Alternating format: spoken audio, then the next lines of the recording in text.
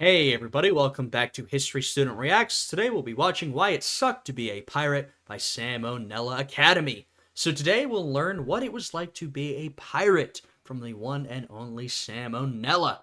I'm sure this will be quite an interesting one. Now, if you guys end up enjoying this one, I'd appreciate it if you'd leave a like on the video, subscribe to my channel, and check out my Patreon, which is linked down below. It'll give you access to exclusive reaction content. Now, with all that out of the way, let's jump right into this reaction.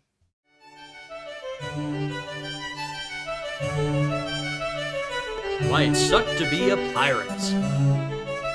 Hey, little Jimmy. Yeah, what's up? Do you like Pirates of the Caribbean? Yeah, it's alright. So do you think it'd be fun to be a pirate? Yeah? Well, guess what? You couldn't be more wrong. Oh, fuck. Yeah, I know. At some point, every kid has dreamed about being a swashbuckling, corn-shuckling, wife-cuckling, cocksuckling pirate. But trust me when I say, it was really not all it's cracked up to be. First, Well, pirates have become sort of a big part of our culture and media, as with a whole range of swashbuckling rebels and rogues and criminals throughout history, whether 20th century gangsters, pirates, rebels throughout history, bandits. We find these types of characters quite romantic, at least after they've already gone.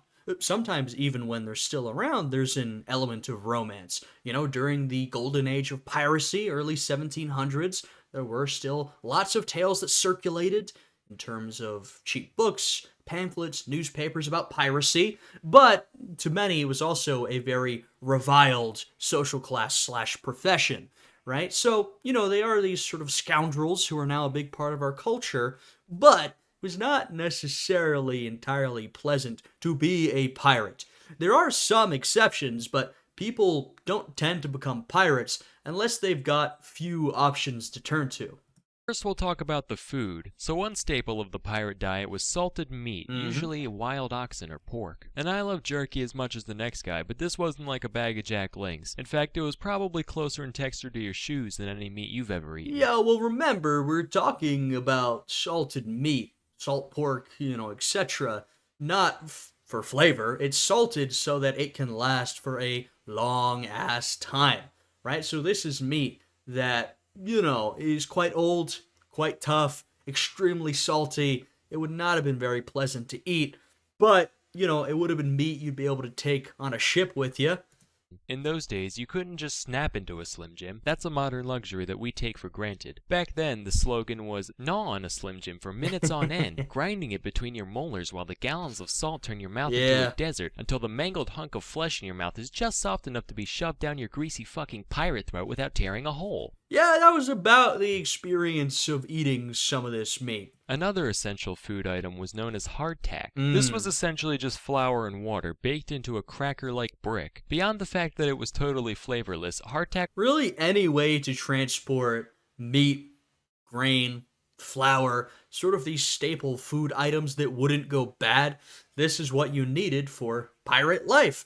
And I'll point out, you might note that this type of food was also very common in the military, both, armies on land, but particularly among navies, right? Because a lot of pirates, they become pirates after their service or their stint in the Navy has ended, right? So they keep up a lot of familiar practices, a lot of similar practices, and some of that is even in the food. Now, this is sort of practical, right? You're on a ship, perhaps for weeks, months at a time, right? Well, maybe not often months, but sometimes, but weeks at a time. You need access to food that will last. Salt pork, hardtack. Once again, these are not the most nutritious foods.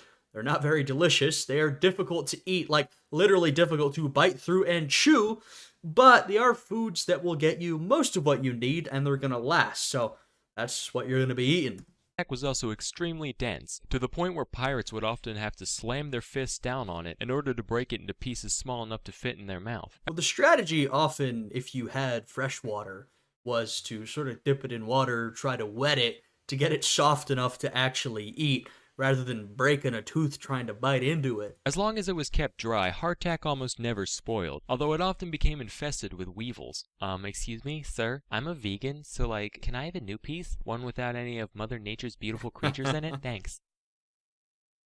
Wait a minute, is this gluten-free? Fifth better Hey, get some extra protein in there. Come on. be hemp rope. Nah, but the weevils didn't make you sick or change the taste all that much, so, and this is true, the crew would just eat it in the dark, so that way they couldn't tell if they were eating a normal chunk or a weevily one. Then there's the Oh. crowding. So pirate ships typically packed in as many crew members as possible, because more pirates means more manpower when you go to board an enemy ship. Yeah, I mean, once again, this is very similar to a lot of navies at that time. You know, when we talk about the golden age of piracy, the early 1700s, which is what most of our cultural and media depictions of pirates are based on, this very specific period of time, often there's a lot of relation to the British Navy in particular, but also other navies, right? Pirates tended to be a pretty cosmopolitan bunch. You had pirates coming from a lot of different countries, but they took a lot of practices with them. Just like Navy ships, pirate ships were very overcrowded. There was a lot of disease, the food was bad.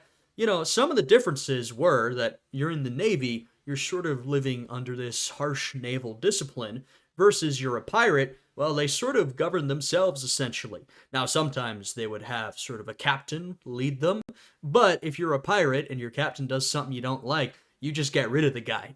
You know what I mean? That usually didn't happen in the Navy, though of course you could get a mutiny, but that sort of thing was far more common among pirates. So you do have a fairly similar standard of life, you know. Even if you look at a lot of the pirates of this era, you've got pirates and privateers. And what are privateers? It's essentially legalized piracy, right? It's pirates who've been given a slip of paper by a government that lets them raid ships of other governments, right? So there's a lot of similarities here, and sometimes it can even get a little fuzzy. Wait a minute, who's exactly a pirate? But, you know, there were pretty harsh penalties against piracy at this time.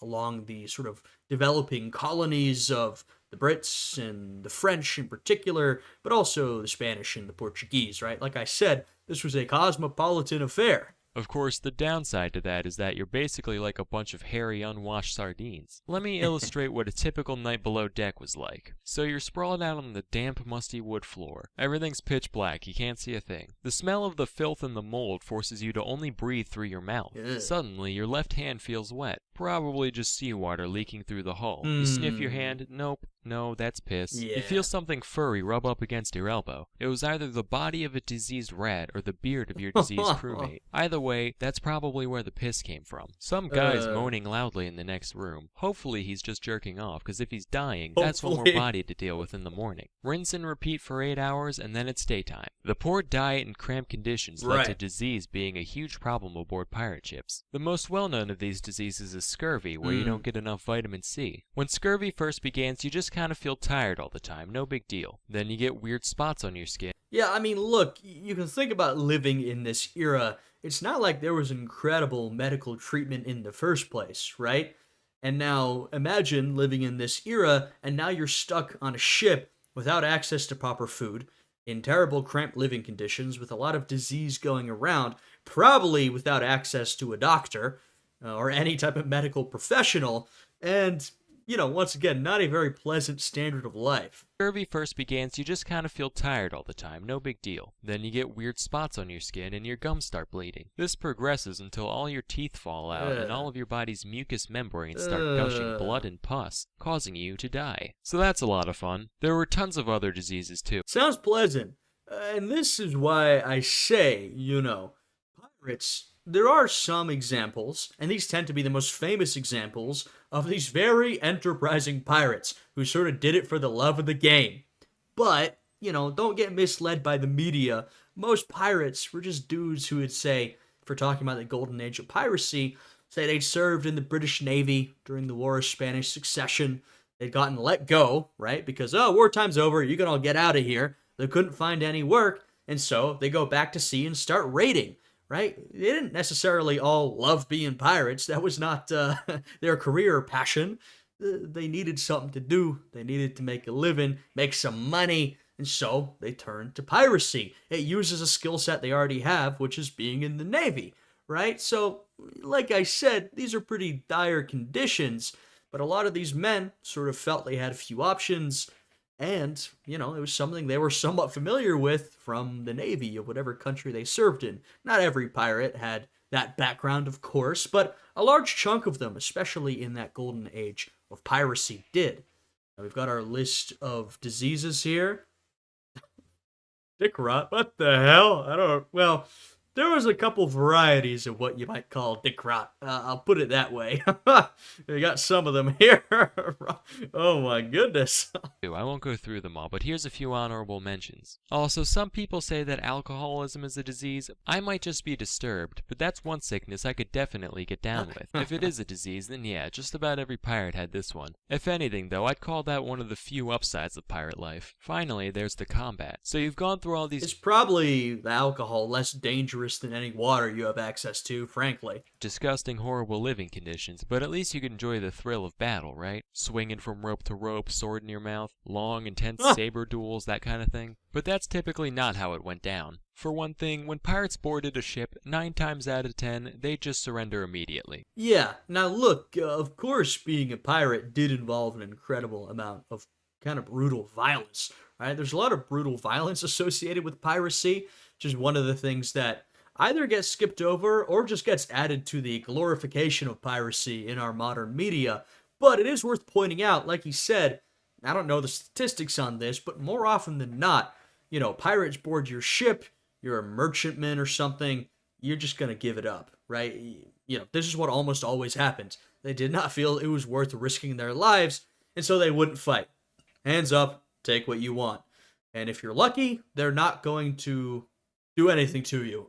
I'll put it that way, right? If you're lucky, they'll take your goods and you'll go. These merchants weren't always so lucky, right? But that's usually how it went. Because what are a bunch of well-groomed merchants going to do against a horde of disgusting barbarians? Right. If the defending ship did decide to fight back, though, the resulting brawl wouldn't be anything like the movies. It'd be way worse, like immediate R rating. Because pirates rely a lot on brutality, both because they don't have much real training, and because it scares the shit out of people. If you were a deckhand on an Pirates had an incredibly fearsome reputation. Like I said, there were sort of fictionalized tales and non-fictionalized tales of pirates being spread at that time, which in some way led to some entertainment for people, but it also grew that reputation. And pirates were incredibly notorious, right? They were feared by people. There were a lot of notices put out, especially by colonial governments throughout the Americas, about pirates and piracy. So you encounter some pirates, even if they don't, if you're not afraid by their look, which you probably are, you're going to be afraid of their reputation. And so, if you decide to fight, then they got to show you what they can do in order to prove and enhance that reputation. invaded ship and you were stupid enough to fight back, you wouldn't be dancing around doing flips and shit, none of that. Instead, they'd probably shoot you in the stomach with a flintlock pistol, kick you to the ground, chop off your shoulder blade with a hand axe, gouge out your eyes with a marlin spike, wind your intestines around the prow, and then toss your twitching body overboard. And that's only a slight exaggeration. Honestly, if Jack Sparrow got attacked by actual pirates, he wouldn't last a second. It's kinda like a used car salesman going to prison, like, I'll be fine. If anybody tries intimidating me, I can get out of it with my quick wit and charming personality. Boy, you look real pretty from behind. Oh wow, I'm boned. So yeah, in short, if you were thinking about pulling a Captain Phillips anytime soon, I'd advise against it. That's all for today. Till next time, I'm Salmonella, and thank you for watching. All right, there we go. This was one of the older Salmonella videos, but also one of his most well-watched, right? This is a very popular one. I can see why this sort of popped off at the time. When did this come out? 2016! My goodness, that is almost 10 years ago at this point. Not to make y'all feel old. But yeah, got to talk a little bit about piracy. You know, there are some parts of piracy that I guess hold up in media depictions, but a lot of it is quite inaccurate, as a lot of depictions of history tend to be. They gotta make everything exciting, glorify all parts of it. But in reality, pirates were essentially bands of desperate men who had probably been laid off from their jobs, needed something to do, and the thing they were best at was violence. Living in close quarters, bad food, a lot of disease. Most people just surrendered when they saw them, but they could commit incredible brutality if they needed to, and most of them ended up hanged or killed by a colonial government. That is a lot of piracy. sort of broadly, but also particularly in this period that we're usually talking about.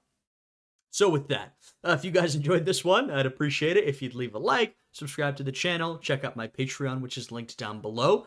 I hope you guys are all having a great day today, and I'll see you all again next time. Goodbye.